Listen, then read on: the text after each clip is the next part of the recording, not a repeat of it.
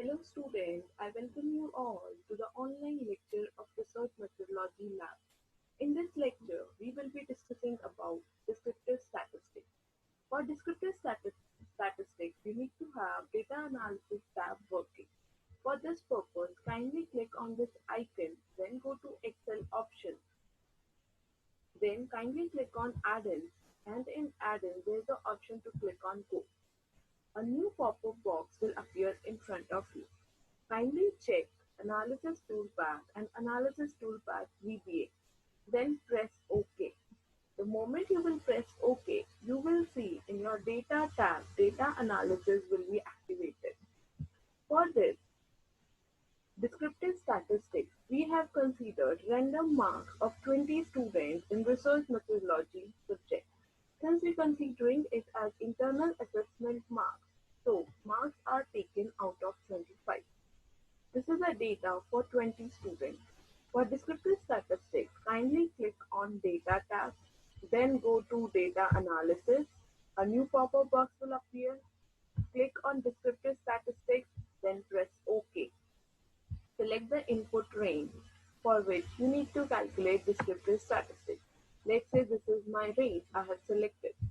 So I have considered column heading, so I need to check this box, labels in the first row. Let's say I need output here on this worksheet only.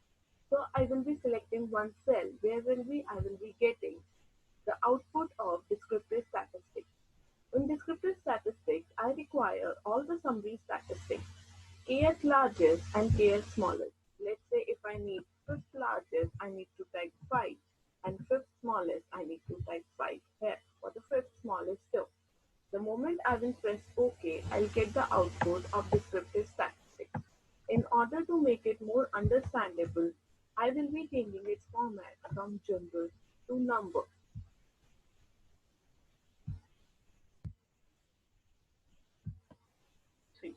The mean marks, standard error, median, mode, standard deviation, sample variance, kurtosis, skewness, range, minimum, maximum, sum, count, everything will be given by descriptive statistics. Fifth largest is 23rd number is 23, whereas fifth smallest term is 19.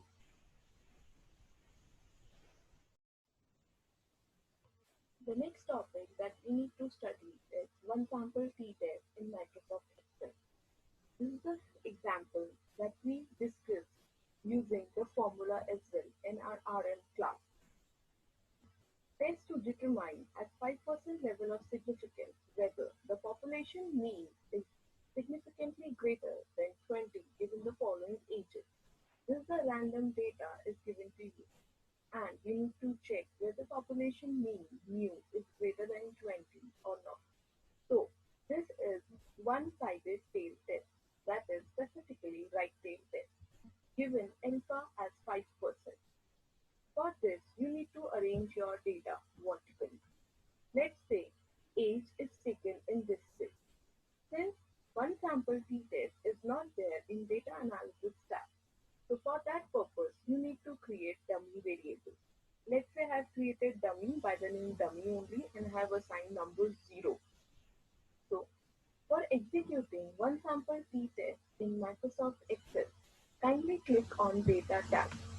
Then go to Data Analysis. Then select t-test to sample assuming unequal variances. Click OK. Select the range for one variable. Then you need to select the range for your second variable. Though it is a dummy variable, even then you are required to select the range for the dummy variable. We are considering hypothesized mean difference is 0. Labels I have included column heading, so I need to check this box. Level of significance alpha is given as 5%, so 0.05 it is correct. Let's say I need output here on this range only. So I need to select one cell for output as well. The moment I will click OK, I will get this one sample t-test output. I need to rename it to one sample t-test, assuming unequal variances. Since dummy variable is not there. I need to delete this column. In order to make it more understandable, again I need to change its format from general to number. Hypothesized mean difference is not there. I will be deleting this row.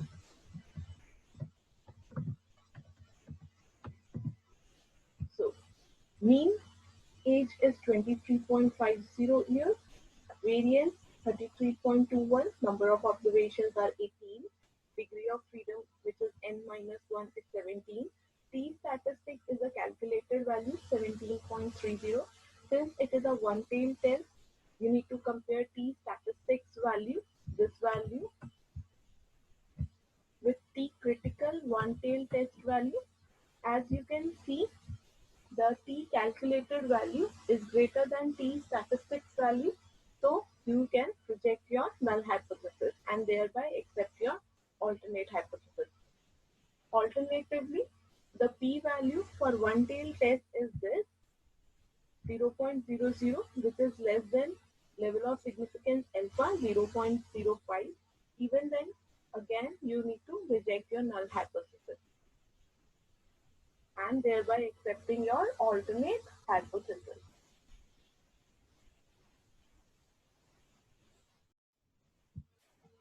The next topic that we need to study in Microsoft Excel is application of one sample Z test.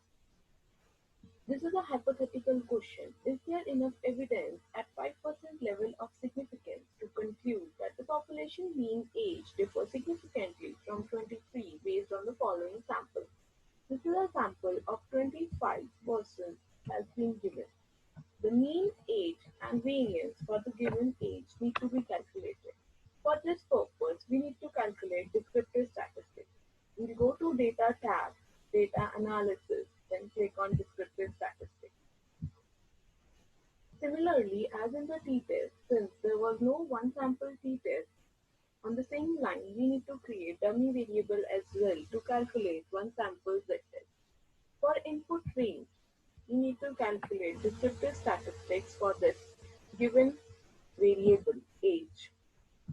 I will select the range. I have included labels, that is my column heading. Correspondingly, I need output here. I will be selecting one cell for output.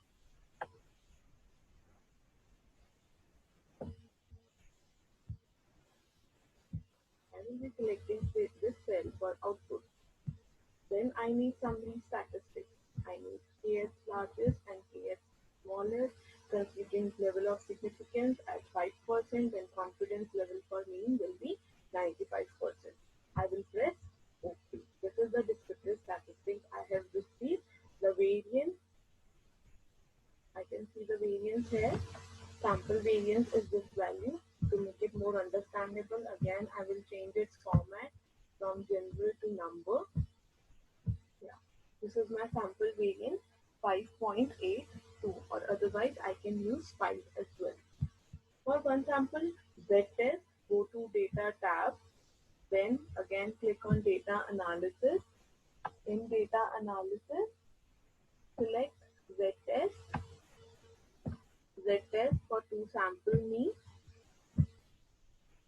Select the range for first variable. This is my range for age. I have created dummy variable as a second variable. I will be selecting its range 2. It is dummy variable. So hypothesized mean difference, which is given in the question, is 23. Variable variance for variable 1, it is known as 5.82 or 5 only. It is also known, since variable 2 is dummy variable and all the values you can see for the dummy variable has been taken as 0, but variance cannot be 0, so I will be mentioning it in terms of points, decimal points. Labels I have included. Level of significance is 5%. Output range, for output range I will be again clicking on here and selecting one cell for output range. I'll press OK. This is the output I have received. Again, in the same way, we need to reject or accept our null hypothesis. to make it more understandable, again change its format from general to number. This is the Z calculated value minus 2.80.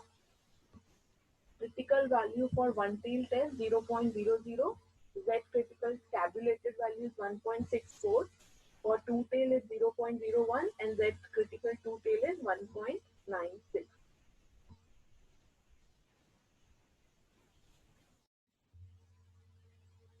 Next we move to one-way Anova. A call center manager wants to know if there is a significant difference in average handle time among three different call operators. This is the same question that we have solved manually in research methodology class. Independent variable will be call operators and dependent variable will be average handle time. Average handle times in seconds is given for operator 1, operator 2 and operator 3. Hypothesis is null hypothesis. Either of the average handle time of all the three operators is equal. That means mu1 is equal to mu2 is equal to mu3, and alternate will be at least one of the mu is different. For Anova, one-way Anova, kindly click on Data tab, then go to Data Analysis, select One Factor Anova. Kindly select Single Factor Anova. Select the input range. All the entire average handle time for all the three operators need to be included. I have included labels. Group data is in column. Level of significance is 5%. Output, I need it on a new worksheet. So the moment I will click OK, a new worksheet will be visible, wherein Anova single factor result summary, that is, again to make it more understandable, change its format from general to number. Same for second column as second table as well, Anova table. Count 10, all the 10 observations are there. Mean, sum of square, and mean sum of square has been calculated, sum of square has been calculated, degree of freedom has been calculated for between the groups and within the group. Degree of freedom we all know, number of between the groups will be number of groups minus 1, since there are 3 groups, so 3 minus 1 will be 2. Within the group, every group includes 10 samples, that means 10 into 3 minus 3, that is 27. Sum of square has been calculated between the group and within the group. Mean sum of square is nothing but sum of square divisible by degree of freedom. F statistics has been calculated using the formula mean sum of square between the group divisible by mean sum of square within the group. Then P value, it is this one, and F critical, that is your tabulated value.